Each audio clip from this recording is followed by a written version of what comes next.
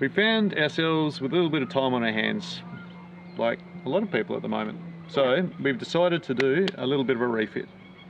What we're going to do now is we'll just show you our little catalogue of horrors so we can have a bit of a before the refit boat tour and after. People have been clamouring for a boat tour, so we want to show you the good, the bad and the ugly. Yes. And what we're going to do about that. For those of you that are new here, our boat Marul is a Clansman 30. She's a fiberglass 30-foot masthead sloop built in New South Wales in 1969. Troy bought her 7 years ago in Cairns and sailed her around the top of Australia all the way to Perth. 3.5 years ago, we sailed north from Perth to circumnavigate the Australian continent together, filming our cruising adventures and attending to any essential maintenance along the way. We are currently in lockdown in Tasmania, the southernmost part of the continent, where we've decided to carry out a long overdue refit. If you want to be notified of all our weekly refit videos over the coming months, make sure you subscribe to our channel and hit the bell button. So we can just have a quick look at the deck and then we'll go down on the inside, because this refit we're going to try and focus on sprucing up our living space a bit. Yeah, we've been a bit resistant to give a boat tour because we've had all our stuff in it, and also we've been really itching to do a refit, so it's good to combine them and give you this. Itching to do a refit's the right term. The deck paint has been asking for attention ever since I bought the boat. And you don't know how old the deck paint was before you got the boat? A long time. So when I got the boat, I looked at it and I just went, you know what, deck paint is purely cosmetic. It's not anything to do with the seaworthiness of the boat, so I shot through. And I meant to paint it a long time ago, but we've just kept on having adventures. Particularly after I met Pascal, it's been pretty non-stop. So you're blaming it on me? It's all your fault. I'm definitely going to blame it on you. So what we're going to do is we're thinking about getting the deck soda blasted, so it's a really great job, and we'll repaint it. But there's also some other things. There's some old fittings that were just left. You know, when a previous owner made some modifications, there's some old fittings here. Do you even know what they were for? Yeah, they were the old one of this. Oh, okay. So I've left them there because they're waterproof, but they're starting to corrode. They're not needed. They're just extra leak points in the deck. They've got to go. Yep. I think we might put a new anchor switch in. We've got one sitting there waiting down there. I was thinking about talking to a sail maker about putting, instead of like 130% Genoa, a big overlapping sail, might even talk to a sail maker and either get an interstay or just see if Marul would perform better just with maybe a working jib that we can just put straight on the furler there. We'll see. We're in early stages. This is the before video. And the reason why you want to put that in is because we don't have very good, when we're going to weather, we don't have very good sail shape when we're in strong winds. Yeah, which is all the time. We're always going to weather in strong. I shouldn't say that. That sounds pessimistic. That's not true. We've just had great beam reaches. We've and had some downwind great runs. yeah.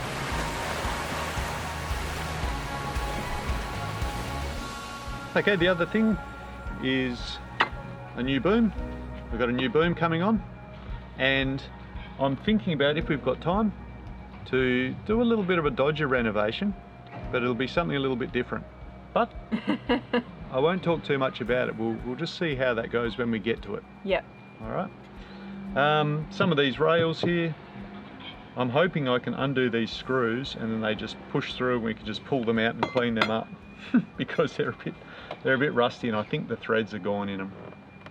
I might even end up cutting them off and putting. Well, we don't rails. need the rail through the inside of the Dodger, so it'd be good to get rid of it and just have the rail here. Yep. This is a really great feature of the boat when you're climbing around on deck. So any safety feature is pretty good. yeah. I want to run better lifelines as well to clip our harness. Yep. The current way that it's set up is okay, but I'm not totally happy with it. So we'll do that as well. Okay, back end of the boat. Fring, through the magic of making movies, I've changed clothes, haven't I? And that's because we've come along and we've taken the wind steering off. So we can have a look at why I did that right now.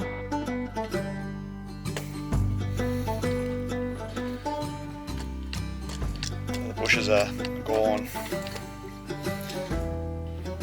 There's some bushes in here that the play is just too great.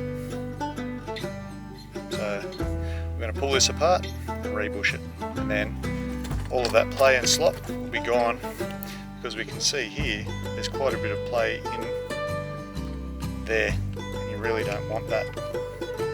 This looks a little bit bent in here as well. Okay, so everything's sort of a bit too sloppy in there. But also, I was just going to take at least lift this metal framework up, because there's a bit of work that we're going to do on the timber as well. Not so much to beautify it, but just to make it a bit more structurally sound. During the videos you might have seen like the paint looks a little bit rough. Some of it is because we've patched up some holes and made some modifications. And some of it, the paint is just coming away. A few people have written in and like, oh, why don't you just paint the inside of the boat?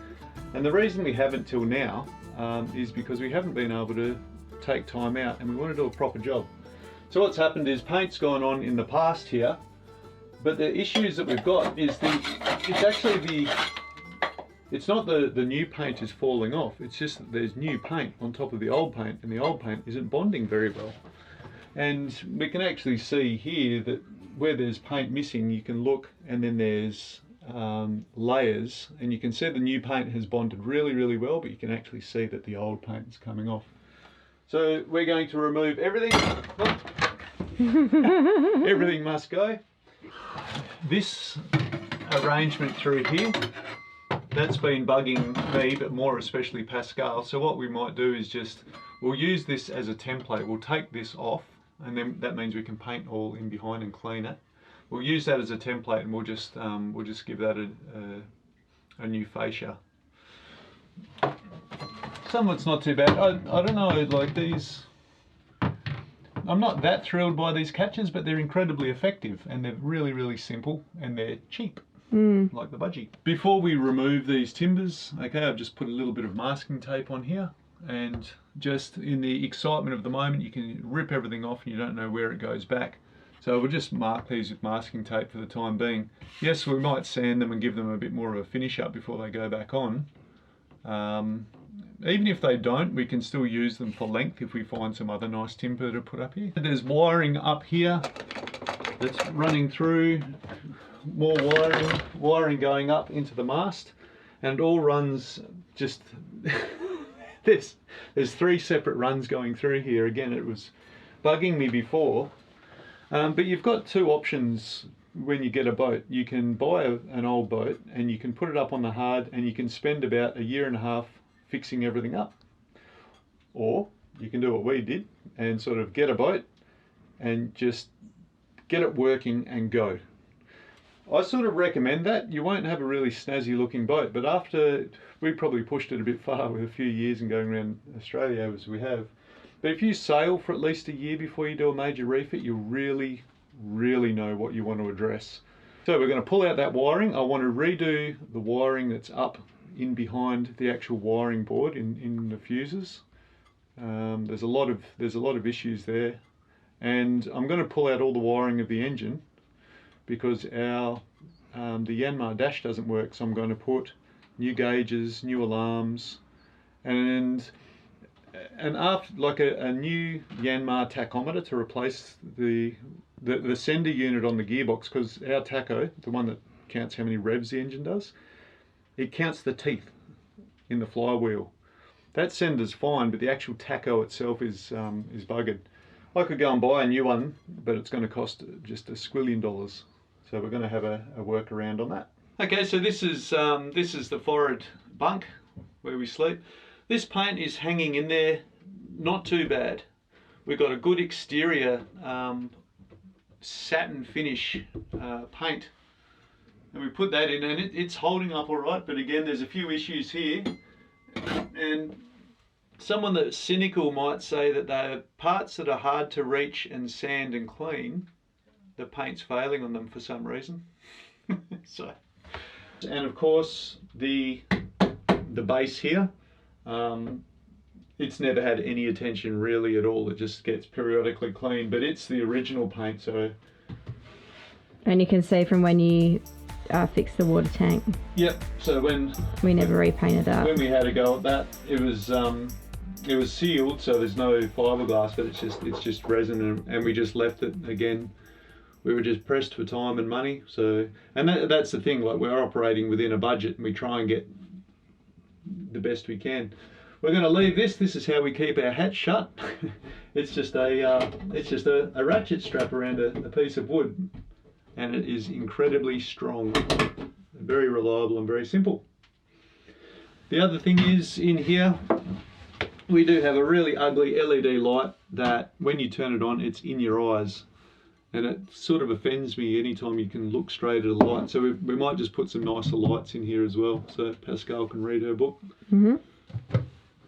This here is the heads, the toilet. If you've been with us a while, you'll know that back in Brisbane I put this in behind here as a holding tank.